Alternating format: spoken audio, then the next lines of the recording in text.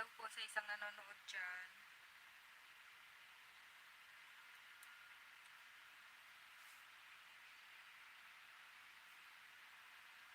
Naririnig po ba ako?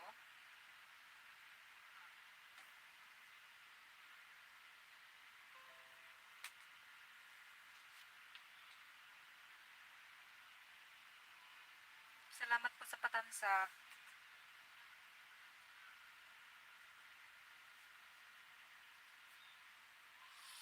Oh, may dalawang. Salamat po sa 2 milyong nandyan. Salamat din po sa 2 tamsa.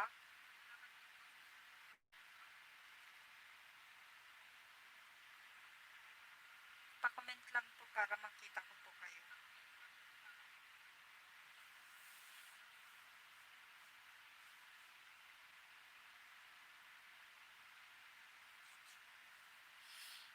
Gabi-gabihin ko na lang tong ano natin, LS natin para para mas lalo tayo magka nagkikita. Mag-earphone lang ako guys ha. Tunod lang yung earphone ko.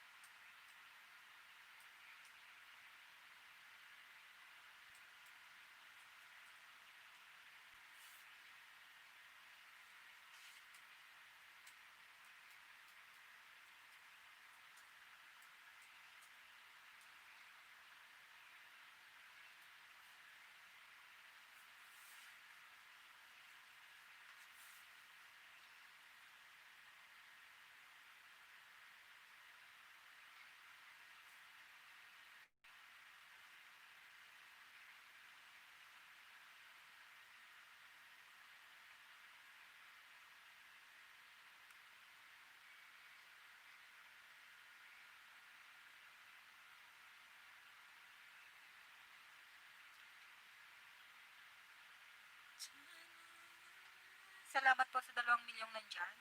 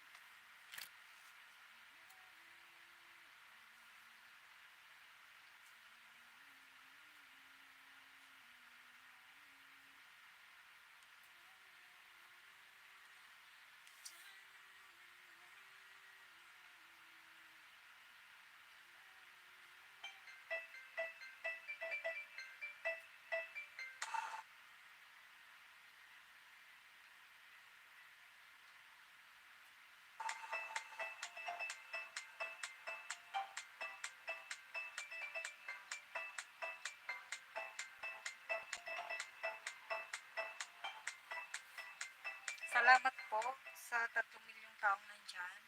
Show by Soccer HC.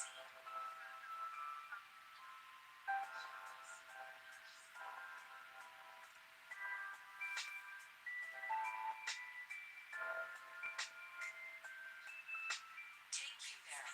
Feed Rio Judah by Spectrum.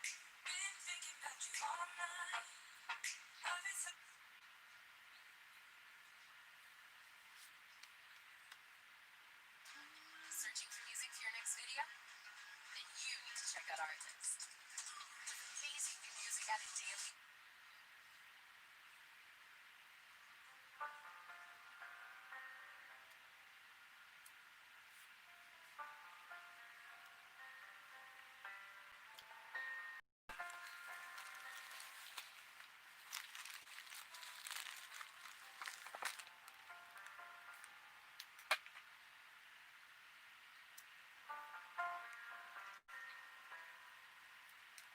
Salamat po sa 3 milyong nandyan.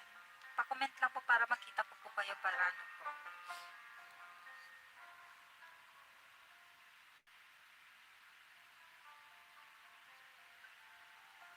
Kasi para hindi po sayang yung pagpunta nyo dito.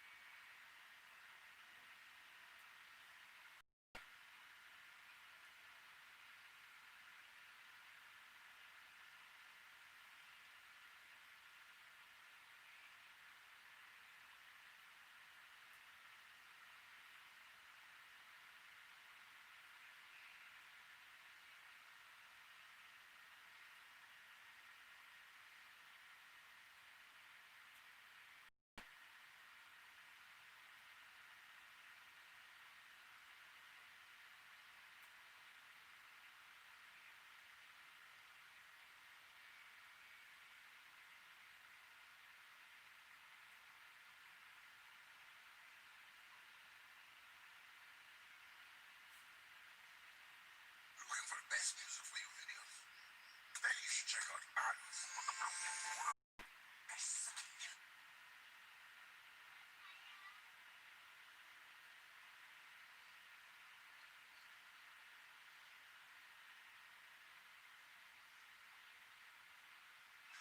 Searching for music for your next video?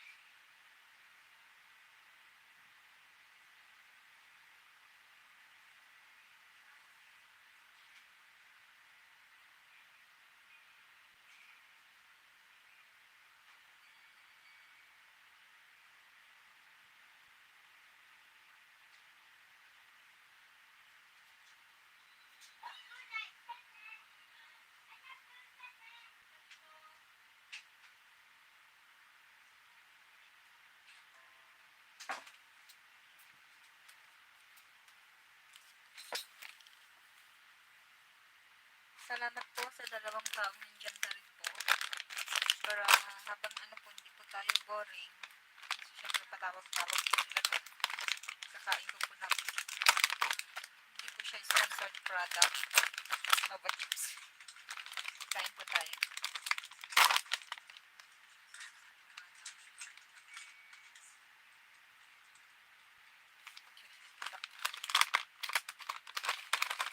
Kaya, kain po tayo.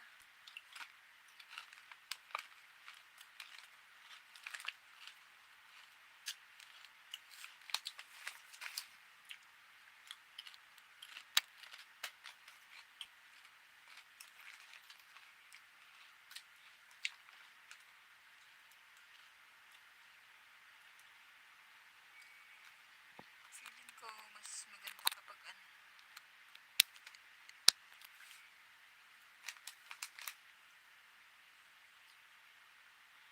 Nadidinig niyo po ba ako? Dinig niyo po ba ako? Malinaw po ba?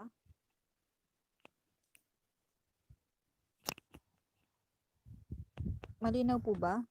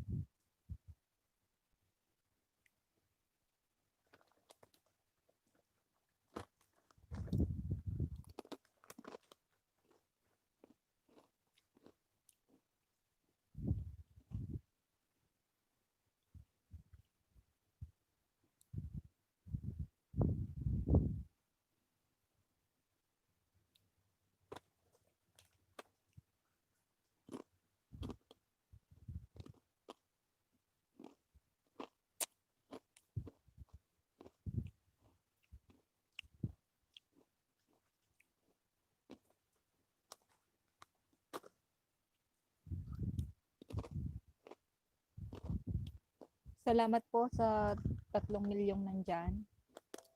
Pa-comment lang po para ano.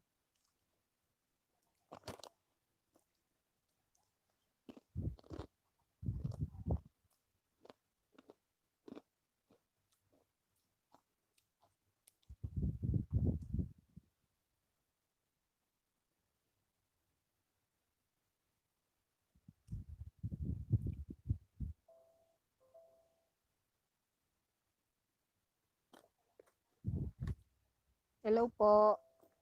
Salamat po sa pag-stay. Sinamahan niyo ako bang kumakain ako?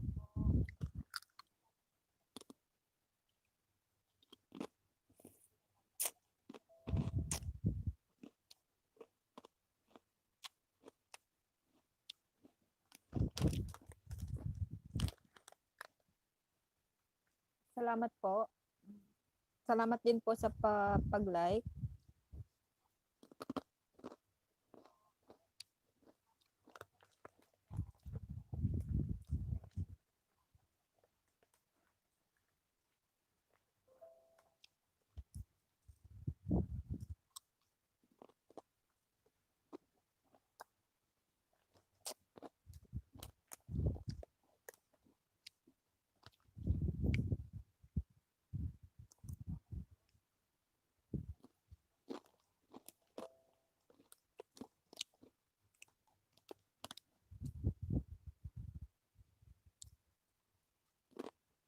Shout out nga po pala sa lahat ng nakapanood ng latest vlog ko po.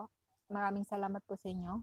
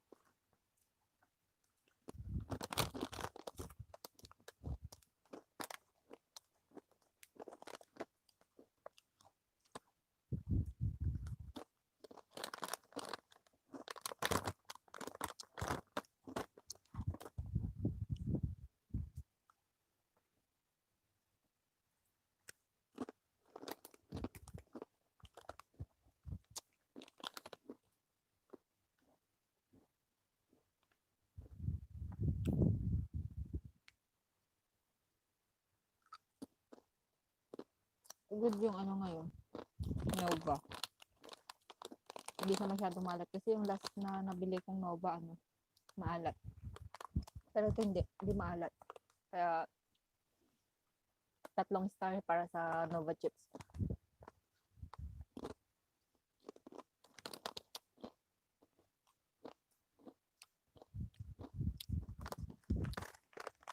Madaming masasarap dito na ano, na chips guys, pero tinatangkilik ko pa rin ang Filipino product kahit ako sabihin nila Filipino product pa rin lahat ng tinatangkilik ko. Kasi siyempre 'di ba? Paano nga naman aangat ang ekonomiya ng bansa natin kung hindi natin tatangkilikin ang sariling atin, 'di ba? Kahit medyo mataas ng konti yung price niya, worth it lang. At least alam mo sa sarili mo na natutulungan mo yung ekonomiya mo, 'di ba?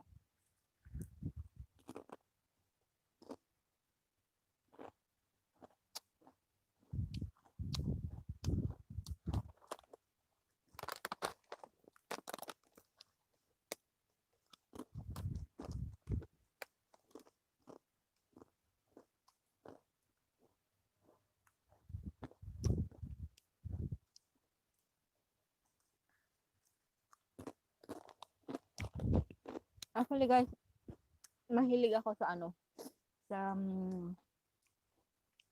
na yun, yung novel.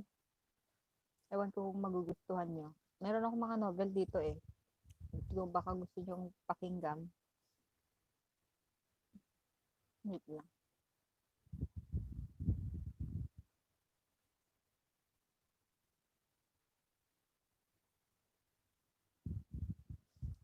Huwag na, baka ma-CPR pa tayo.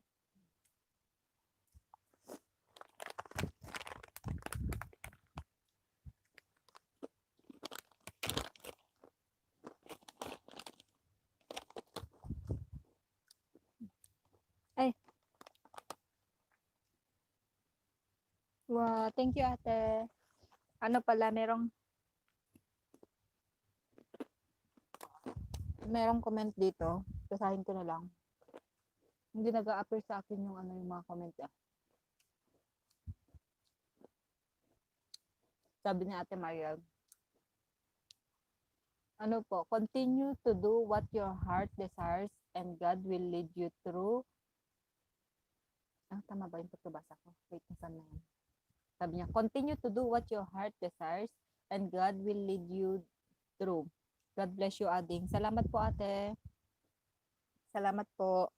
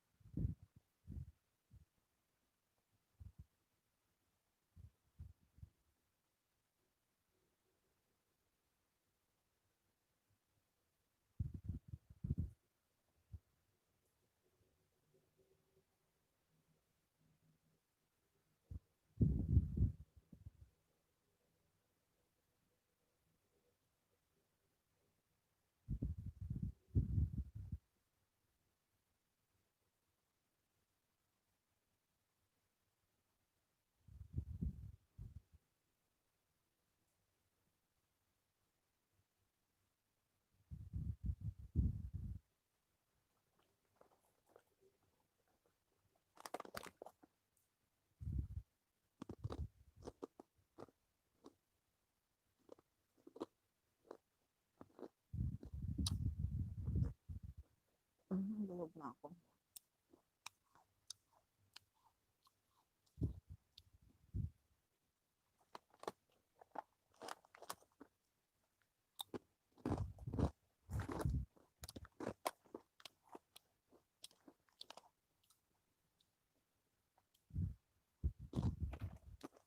Nahilig ako magbasa ng guys, yung baby novel.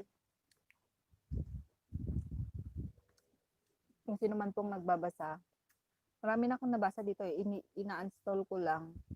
Tapos, install ko ulit kasi nababayaran.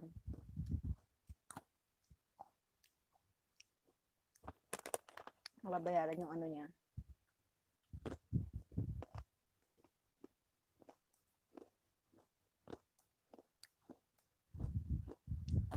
Ito yun guys.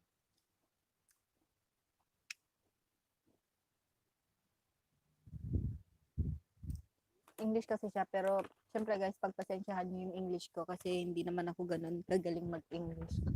Pero babasahan ko po kayo itong ano niya. Chapter 1, yung ano po, yung chapter 1 niya is yung title, Lightning Marriage. At ang ano po pala nito, ang almost nabasa ko na rin po to lahat. Maganda po yung ano niya, maganda yung story niya. Ang title po nito is My Husband Warm the Bed. Guys, ang babasahin ko na to is need po ng parental guidance. Hindi po siya pwede sa um, below 18 maybe. So, ano po natin? Simulan po natin sa chapter 1. Pero guys, nabasa ko na po to. Babasahin ko na lang po ulit para sa inyo. Ito po. Sabi niya, Gian Ran, this is my bank card. The password is 131224. You can decide what you want to buy at home. Sabi ng husband ni Gian Ran. So, hours had passed and Gian Ran's ears were still filled with the words of her newlywed husband when he handed her a bank card in the morning before he left. To be honest, she knew very little about the man who has her husband, other than him personally telling her that his surname was Kin. She didn't know anything else about him. She didn't even know how much about his family. Jian Ran didn't know where she got the guts to marry the man she had only met twice. So nagpakasal si Jian Ran at si Kin na hindi kilala ang isa't isa. So 10 days ago, when the warm helped her best friend Ling Feiyu, Jian Ran met this man named Qin Yu.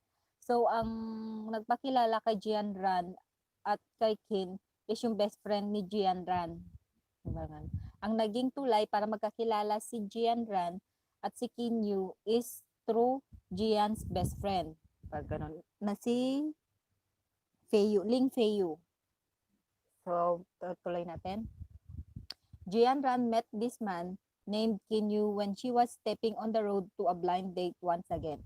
So nagkakilala sila through Jian's best friend sa pamamagitan ng blind date. At first, she didn't have any hopes. After all, after being seen 3 years ago, she didn't have the qualification to be picky.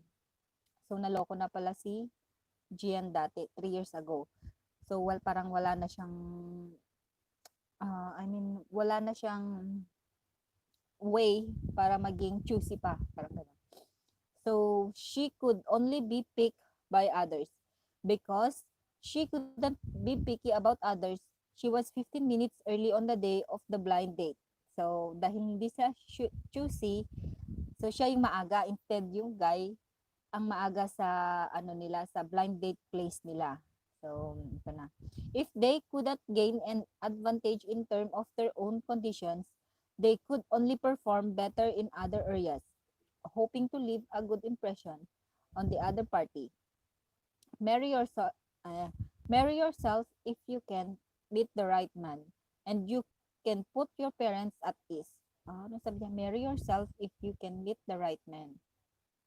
Sabi niya, marry yourself.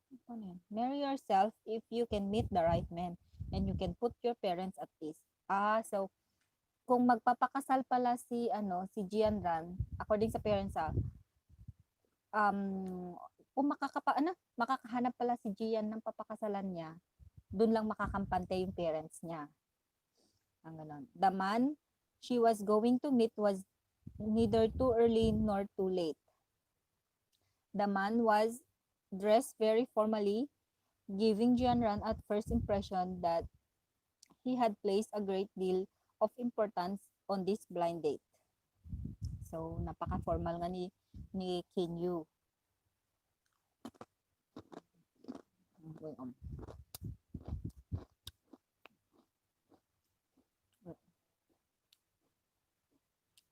The way he greeted was also very formal. Miss Jian, hello, I'm Kinyu, sabi niya, pakilala ng lalaki. It was just a normal sentence, but because of his voice was so magnetic, it made Jian Ran feel that it was very nice to hear.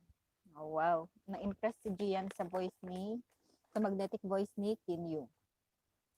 So, after a simple and ordinary conversation, the two politely left their phone numbers before leaving. Also, nag-exchange number po sila. Jianran didn't take the blind date seriously after seeing it so many times. So, si Jianran, hindi niya sineryoso si Kinyu, or I mean, yung blind date nila ni Kinyu, hindi seryoso para kay Jianran. She thought that this blind date would be just like many other times, but unexpectedly, she received a call from Kinyu 2 days later. His voice was still polite and respectful. Miss Chian, are you free tonight? Sabi ng kabilang linya. That night, Kinyu invited her to a Sinuan cuisine restaurant. Jian Ran didn't like such awkward occasions like matchmaking. She spoke very little during the bouquet and was rather reserved after a meal, so she didn't have much to eat. He wanted to find an excuse to leave first. But after a moment of hesitation, Kinyu spoke first. Miss Chian, I'm free next Wednesday. How about we go get the marriage certificate? Oh, so padalos-dalos si Jian Ran. Agad niyang inalok, padalos-dalos pala si Kinyu. Agad niyang inalok si Jian Ran ng magpakasal na sila sa West. So what? Sabi ni Jian Ran. What kind of certificate? Sabi ni Jian Ran. The marriage certificate, he repeated. Sabi ng lalaki, in a tone so serious that it didn't sound like a joke at all. So, para kay Jian, sa pagkasabi ni Kinyu about sa getting a marriage certificate, is para kay Jian, mukhang hindi serious. Parang hindi siya nagjo-joke. Parang ganun. A marriage certificate? Sabi niya. Jian Ran still couldn't believe what she had heard. She put her hand on her thigh and squeezed. After confirming that she wasn't dreaming, she looked at the man in front of her seriously. Kinyu had a pair of thick, sword-like eyebrows, bright and spirited eyes, and a face that looked like as if it was carved. It was the kind of face that could be easily found among tens of thousands of people. So, handsome boy. Handsome man. So, this was the second time they had met. And he had said that he wanted to marry her. Then, the man's low and magnetic voice, tamsak host, salamat po, salamat, salamat po. Puntahan po kita. Wait lang. Ibaba mo po yung link mo, i-friends vlog. Bigyan po kita ng jacket. Wait lang. Pakibaba po yung ano para po mapuntahan po kita. Mapuntahan ka po ng ating ninja. Nagbabasa kasi tayo ng ano eh. Baba mo po. I-friends vlog. Wait lang.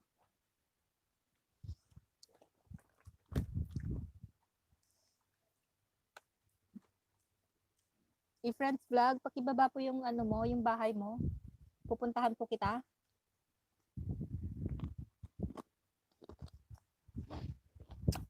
So, habang hinihintay natin si i-friends vlog, basahin po muna natin, i-continue po natin. Ayun na, nagbaba ng bahay si i-friends vlog. Puntahan po natin. Puntahan po natin.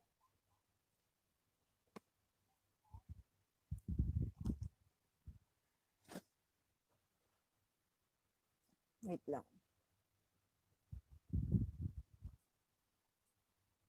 Oh, may harang ka na rin po pala, i-friends vlog. So, i-play lang po natin to. Para ano? Maiksi lang naman yung harang mo. Patapusin lang po natin. Salamat po sa pagdalaw tsaka pagtamsak po ah.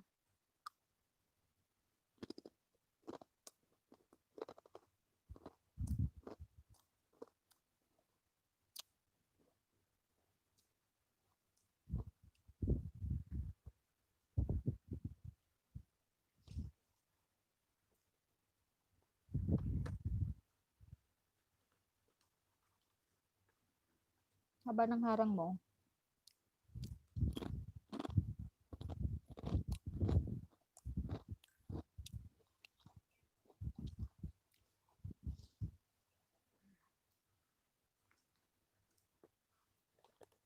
Pero ano ah, friends vlog, congrats sa iyo ah, kasi monetize ka na pala. At ano, kahit yung ano lang, marami akong kakilala dyan na ano, na malalaki na yung ano nila, malalaki na yung bahay nila pero hindi pa sila monetize. Pero sa'yo ano, 1.2 pero monetize ka na. Okay ah. Ano pong ano nyo? Ano pong sikreto nyo? Bakit ano? Ako 1.3 kasi ako nung na-monetize ako.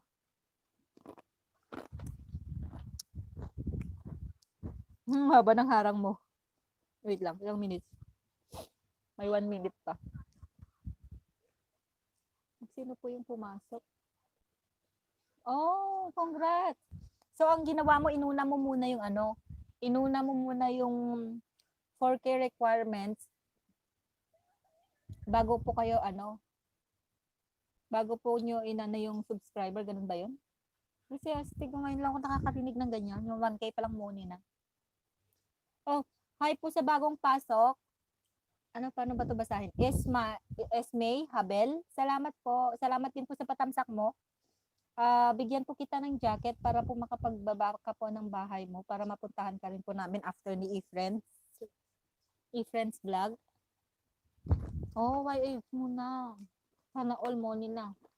Sabi ni ano ni Esme Habel, sana all money na daw. Salamat po sa patamsak nyo. Esme Habel, pababa po ako ng bahay. Oh, wait. Sorry. Na-remove as moderator. Pababa po ako ng ano, ng bahay po. Para po mapuntahan po kita after kay ano. After po ni e-friends vlog. Kasi now playing pa po ng ano niya. Video niya.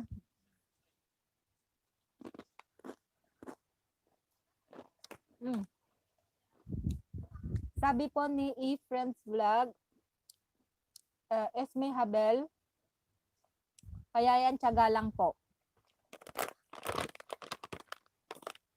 Ano to? Rabbit. Ano yung kinakain niya? Ano yung kinakain ng rabbit? Hindi ko nakita yung unang ano niya. Ano yung kinakain ng rabbit?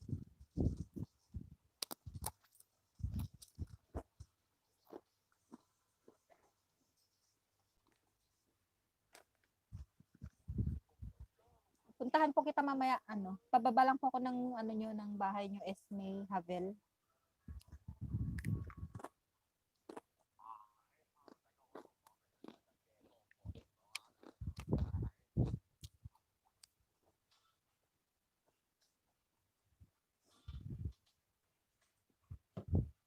Ay, kinakain niya yung tsinelas. Oh, akala ko kinakain yung tsinelas. Yung carrot pala nasa tabi ng tsinelas. Salamat po sa 6 na nagtamsak. Salamat po. Tamsak host. Tokiriuk Music. Salamat po sa patamsak. Wait lang, nawala. Bigyan po kita ng ano para po makapagbaba ka po ng bahay mo. Ano nyo rin po, pwede nyo rin pong dikitan muna yung mga nandyan rin po para po may ano kayo habang hinahantay po natin matapos kay e-friends vlog. Naririnig nyo po. Salamat po. Welcome po. Salamat din po sa pagpunta.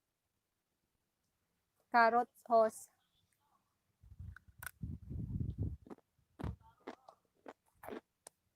Ka-cute. Inabot sabay nahulog pala yung carrot sa may tsinelas.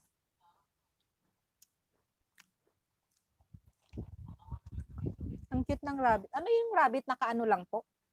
Nasa loob lang po ng bahay nyo?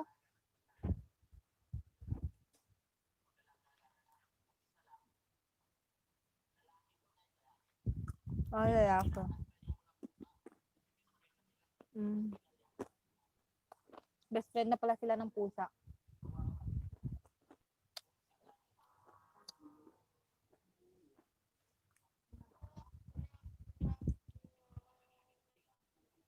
Astig, wait lang po. Pakawala lang dito sa accommodations host. Kit ko na ito, host friends ito. Host friends ito, sabi ko. Dikit ko na ito, host friends ito. Oh, salamat po, salamat po.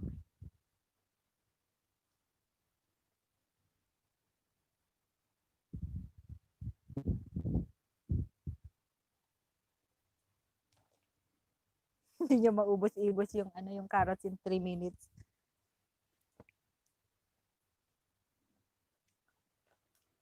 Salamat po. Oh, ang 3 minutes pala kapag ano, may dalawang harang. Dulo at saka ano? Dulo at saka sa unahan. Okay Iba ba yun? Ba't yung ibang napiplay ko na video na 3 minutes wala? Sorry po, nawala po tayo. Loading. Oo nga po, napindot ko po kasi yung link na nababa kanina. Napunta po ako doon. Di ba na pala talaga yung YouTube? First and last, kahit 3 minutes lang pala yan. Meron na po siyang ano, meron na po siyang ano, ano tawag dito? May harang na siya. Okay Meron na po. Salamat po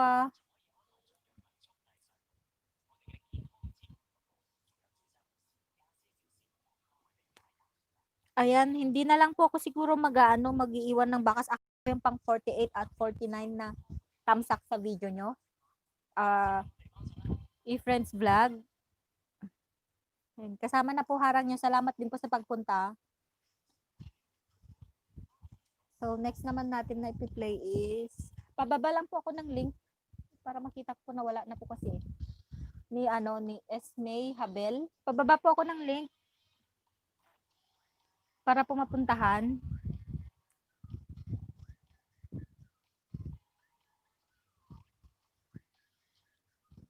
Iwanan ko po ng isang bakas para worth it.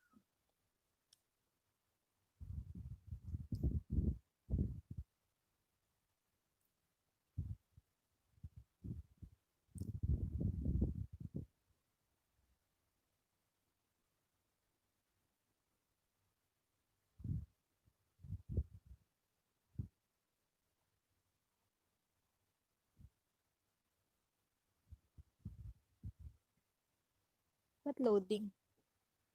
Loading po tayo? Loading po ba?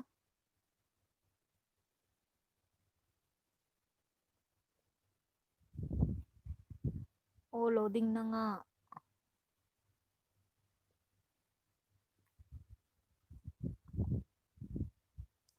Loading. Asan na si loading? Loading po tayo.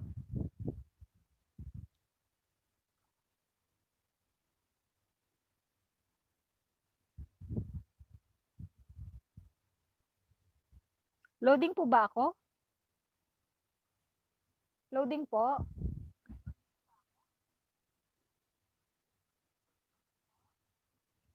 Loading tayo. Sayang naman.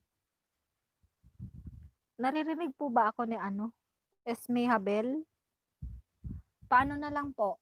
Pababa na lang po ng kung nandyan pa po kayo, Esme Habel. Pababa na lang po ng bahay mo.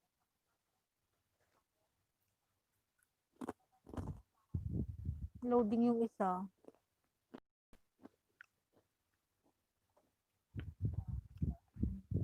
Same done sa'yo. Sabi po. Sino po to? Si Tok Tok Ryuk Music. Same done sa'yo. Salamat din po. Wala na si nawala si Esme Habel. Pababa po ako ng bahay.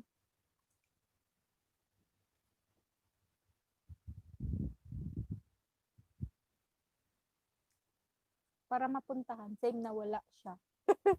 Kaya nga po nawala po. Salamat din po sa pagdalaw nyo ha. Ituloy ko lang po yung binabasa ko kanina. Since wala pa po tayong i-shout out. Pero salamat po. Salamat po. Nagbabasa po kasi ako eh. Kaya sinashare ko lang po yung binabasa ko. Habang kumakain din.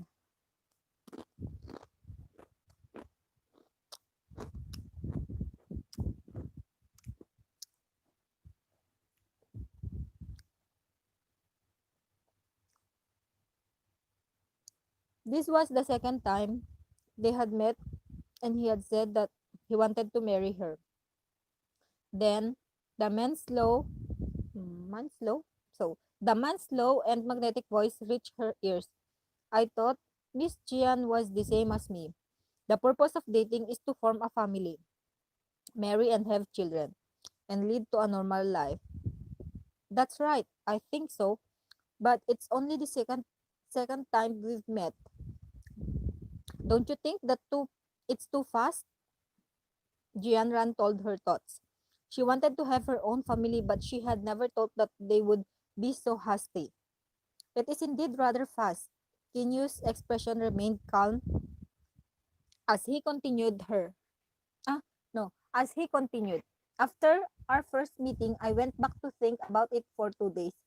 The first feeling Miss Jian gave me was not bad. I personally felt that the two of us didn't have any conflict in personality.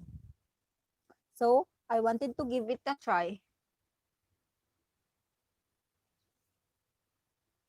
Oh, same siya. Sa Hong Kong po ako ngayon. Nasa Hong Kong po ako. Ikaw po? E-Friends Vlog. Saan ka ngayon po? Sorry po hindi ko po kasi nakikita. Sorry. Before she couldn't finish her sentence, Kinyu interrupted her and said, Miss Jian, we are all adults, so we naturally wouldn't expect a love that doesn't exist. We clearly know what we want in our hearts. Jian Ran did not reply but stared fixedly at Kinyu's face. From the surface, this man seemed calm and unassuming, as if he was a good match for marriage. However, could she really place the rest of her life in the hands of this man she had only met twice? Is it really possible?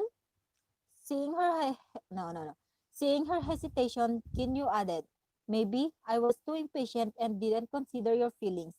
If Miss Jian thinks that I am still okay, you can go back and think about it. After returning home that day, Jian Ran had been thinking about this all night. She admits that she shares some views with Kinyu, such as the impossible love affair. After being so deep, loading. After being so deeply hurt, she could no longer being that there was love in the world. Oh, wala.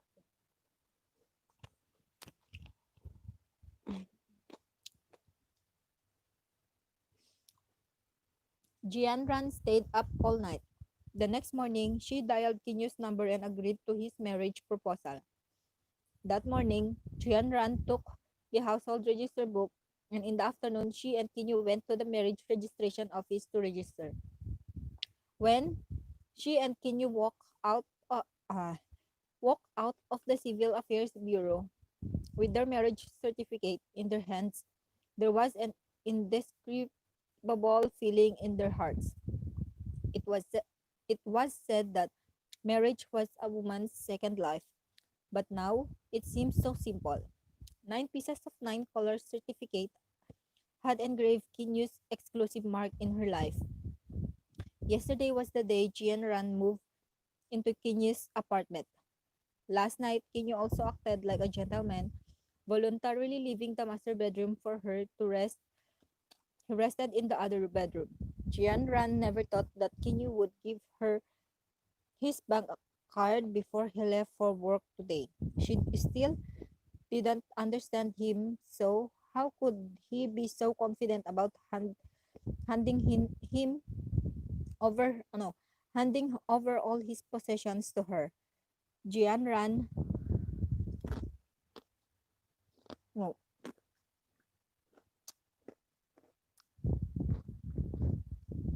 Jianran, all the reporters from the major media organizations were no are waiting inside.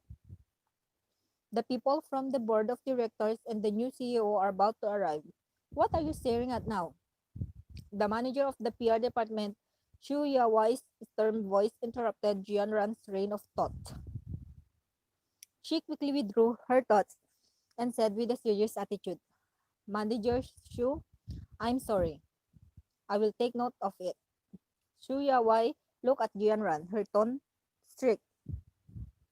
Jianran, even though you are operation department's employee, your manager has sent you here to assist our public relations department. You better watch your step. Don't hold me back. Jianran pursed her lips and nodded. Manager Xu,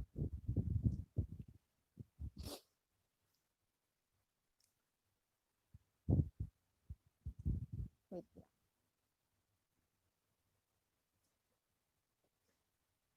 Xu Yawai looked at Jianran again before shifting her gaze after away. She then clapped her hands and called several of her colleagues who were in the charge of receiving the guests over. Everyone, keep your spirits up. We must have a beautiful press conference today. We can't afford even the slightest mistake.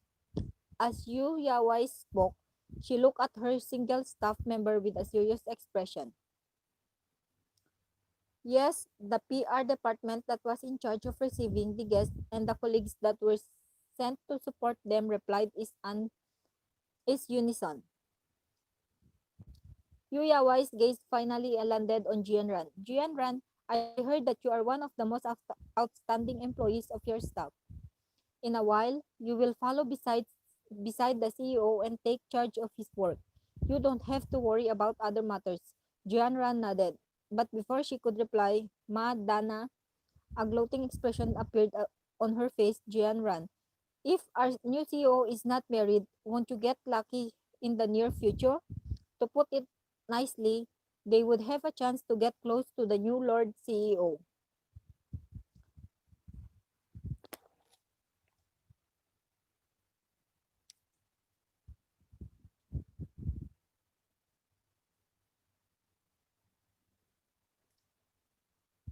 With a straight face, Shu Yawai glared at Madana.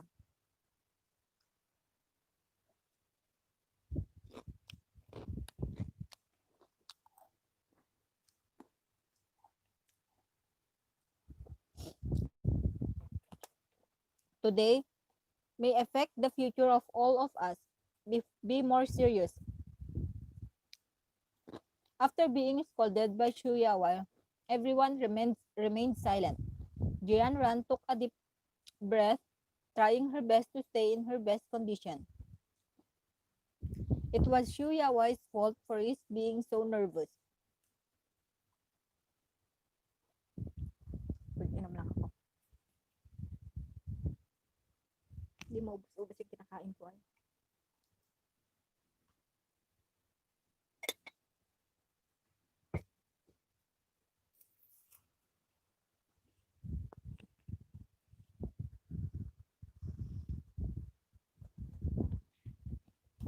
Just as everyone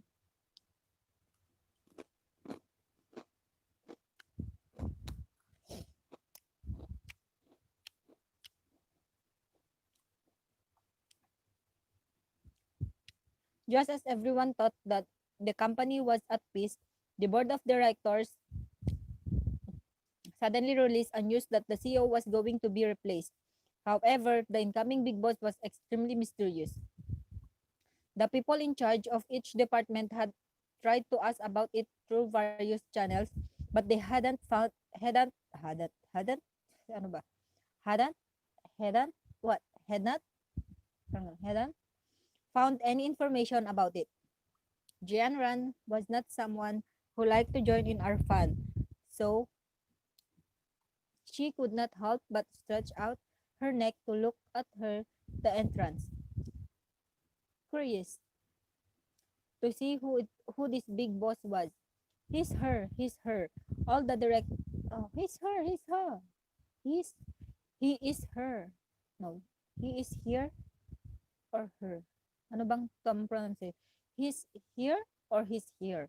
He's here. All the directors and new CEOs are here. The receptionist's voice came from the walkie-talkie into the ears of all the staff. The colleagues could not help but straighten their clothes and respectfully stood at their posts. Jianran followed closely behind Xu Yawai to welcome the long-awaited mysterious boss. After taking a few steps in, he saw a man wearing a silver gray suit. He was escorted by a few men in black suits. The men walked with graceful steps in the direction of the publication hall. It didn't matter if she looked, but when she looked at Jianran, she was stunned. The tall man in the silver gray suit walking right in front of the crowd was obviously her newlywed husband. Can you? Big time pala yung napangasawa niya. Big time, big time. Impossible. Jianran thought it was just an illusion. She immediately closed her eyes and shook her wake herself up. But when he opened his eyes and looked again, that man's appearance still hadn't changed. If it was someone else, she might have been mistaken, but this was her newly no, this was her new husband. So she couldn't be mistaken. His face was as perfect as knife. He had he had a height of 1.8 meters, a muscular build, and unwittingly noble elegance as he walked. Either way, the man was exactly the same as her new husband. He knew. Jianran glared at the man and subconsciously called his name. As he, as if hearing her voice, the man's gaze shifted to her. Facing his gaze, Jianran was so nervous that she almost forgot to breathe. She wouldn't never have thought that her ordinary or ordinary newlywed husband would suddenly become the new CEO of her company. She looked at him, her head buzzing like a bloom flower. The man's gaze stayed on her for a moment before shifting away. It was so cold that it seemed as if he didn't know her at all. Facing his indifference, Jianran's heart rapidly sank. He was clearly curious. His new husband. New husband. Why was he looking at her with such a cold gaze? In just a short moment, Jianran's mind flashed with all sorts of thoughts. The closest thing to reality was the same thought. This moment was a dream, an unrealistic dream. Kinyu was no, period.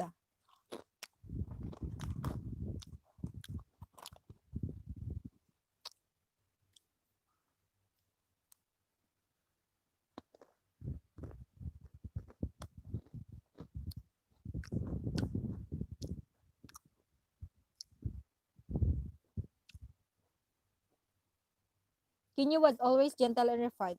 He was very polite when he spoke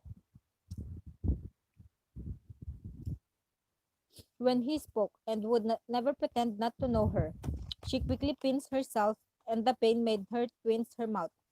Then, no, no. She then realized that this was not a dream, but what she had just experienced. Since,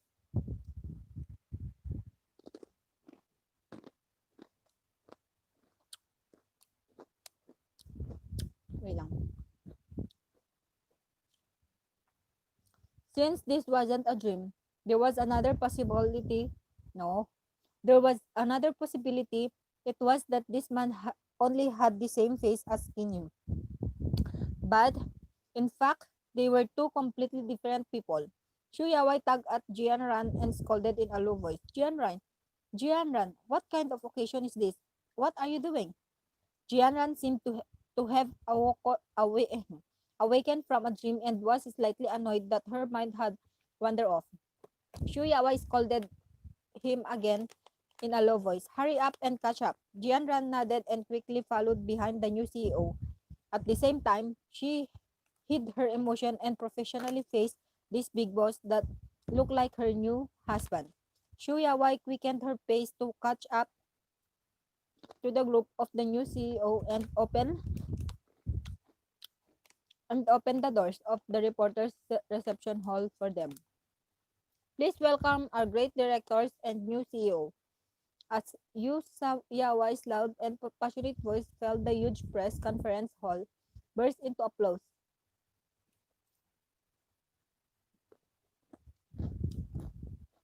Mysterious big boss to appear. Jian ran quietly, sucked in a breath and cold air, and followed closely behind the big boss. After the big boy sat down, she neatly handed over the information she had prepared. Even if she had professional upbringing, the impact of the company's new boss being her new husband was still too great.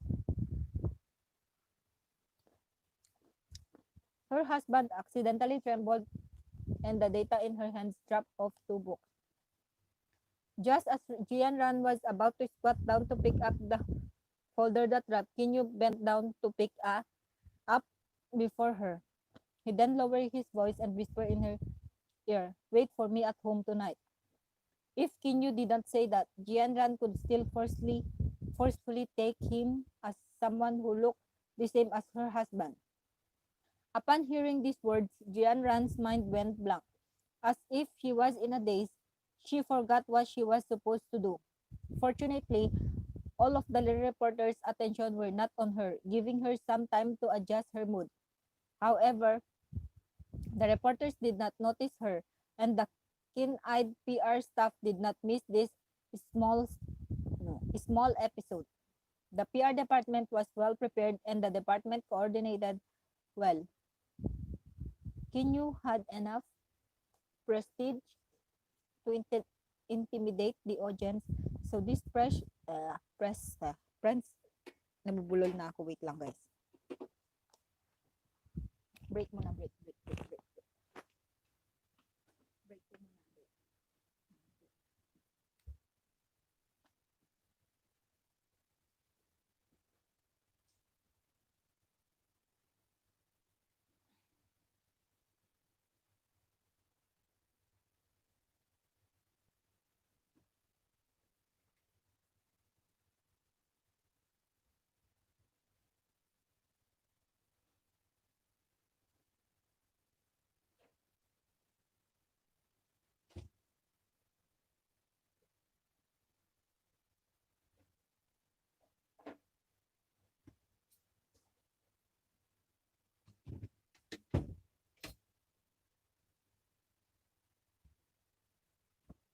Nagbabalik ang inyong lingkod.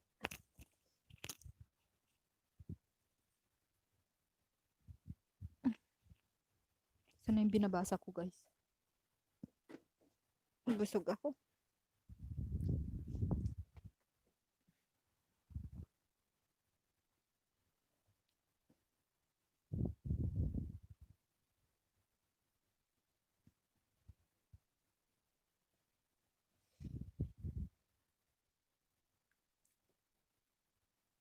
As soon, ito na po continuation.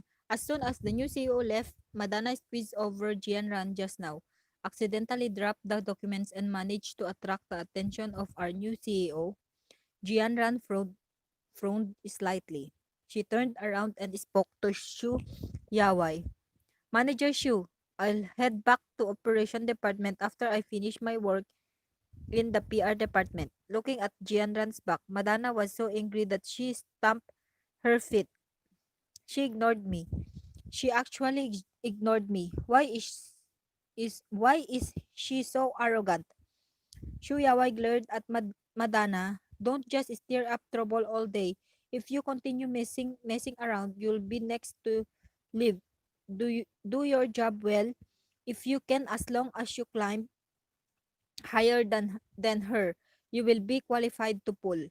Madana stared at Jianran's back as she walked away. She gritted her teeth and said bitterly, "Cousin, I understand."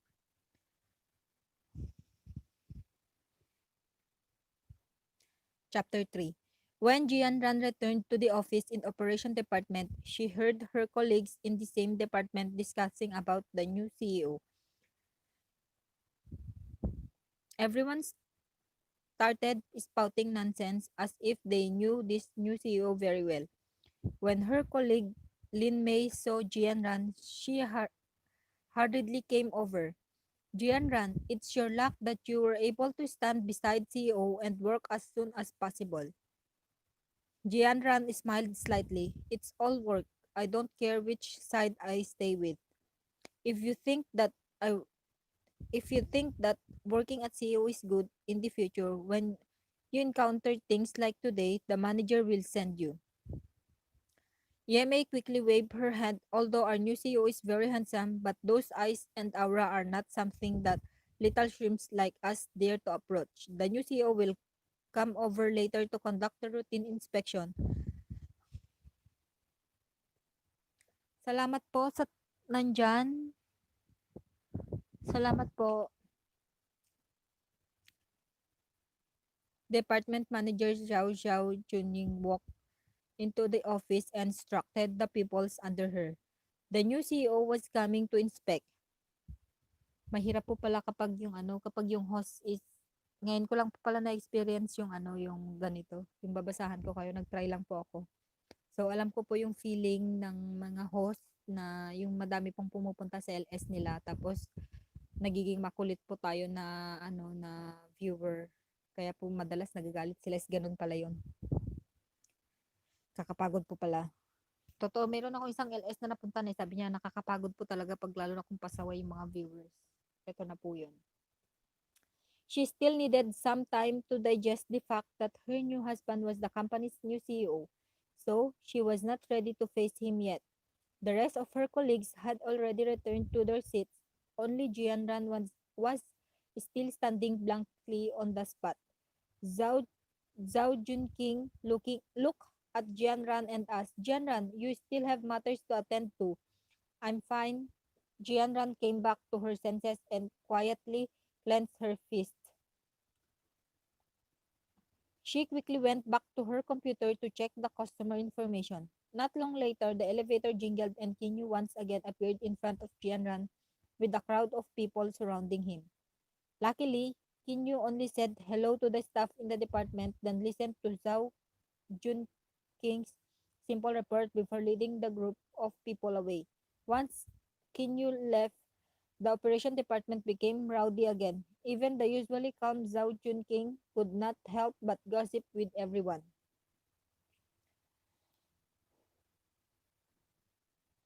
Whether this extremely handsome lord everyone was looking I know everyone was talking about whether this extremely handsome lord CEO was unmarried or married. Jianran heard their discussion and did not say a word. She thought, if this group of people found out that her name was written on the marriage certificate of CEO, would she be skinned alive by this group of women? The day's work time, under the tension and apprehension of the situation, finally passed after her colleagues had all left. Jianran finished her work. The day's work was over, so what kind of mentality would she have to face Kinyu at night? Jianran really didn't know. She did not even know if she should go back to her home with Kinyu. After leaving the company, Jianran habitually turned right at the entrance B of the subway technology park. It took her a while to recall that she was living with her new husband. Kinyu's apartment was not far from the science park area. There were only 3 bus stops, and it would only take about half an hour to walk there. Jianran looked at the time. It was only 5 o'clock, and she still had thought of how to face Kinyu. She decided to walk home and think about the two of them. Returning back to the residential complex, Jianran decided to buy some vegetable and meat from a supermarket nearby. No matter how big the problem was, filling one's stomach was the most important. She didn't know what Kinyu liked to eat.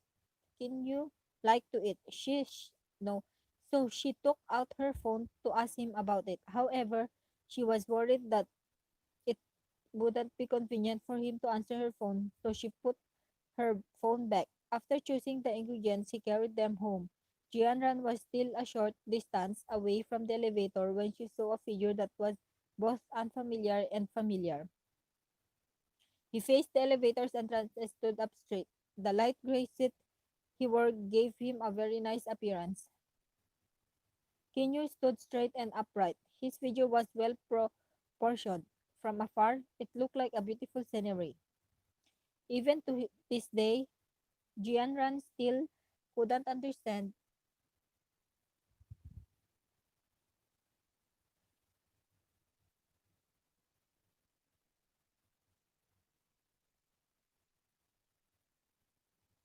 You're back.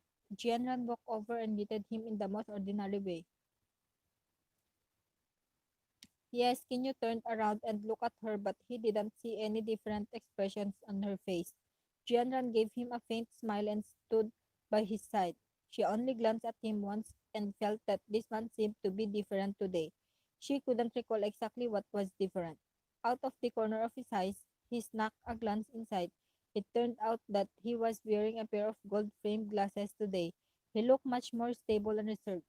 Jianran sighed in her heart. This man only spoke a few words more than the second time they met. He was usually careful of his words, so she didn't know how to make the best of their relationships. Now that she knew about this shocking identity, Jianran didn't know how to approach him. While thinking, Kinyu suddenly stretched out his hand towards her. Jianran instinctively took a small step back, opening up a distance between her and him. Leave it to me. He took the bag in her hand without a care in the world. Jianran felt her face grow hot. He just wanted to help her carry the bag, but she couldn't think straight. She looked down at Kinyu's strong palm that was carrying a big bag and of stuff as if it was effortless. A warm feeling burst out in her heart. Jianran, Jianran thought optimistically. Even if he didn't have love, even if he was the great CEO of the company, as long as the two of them worked hard to manage this marriage, they would still be able to live a good life. The two of them entered the elevator and neither of them spoke for the duration of the elevator's operation. After returning home, Kinyu put the items in the kitchen and said lightly, I don't really know how to cook, so I'll be troubling you tonight. Go ahead, just leave the cooking to me. Jianran put her bag away and took off her jacket and put it on. Thank you, he said it lightly. You're too polite. Jianran forced out a smile that was a bit awkward. They were already husband and wife, but the way they were getting along was like two strangers. She looked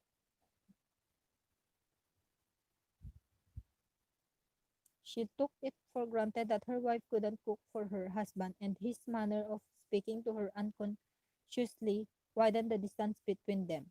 Jianran believes that even a marriage life without love as the basis should not be much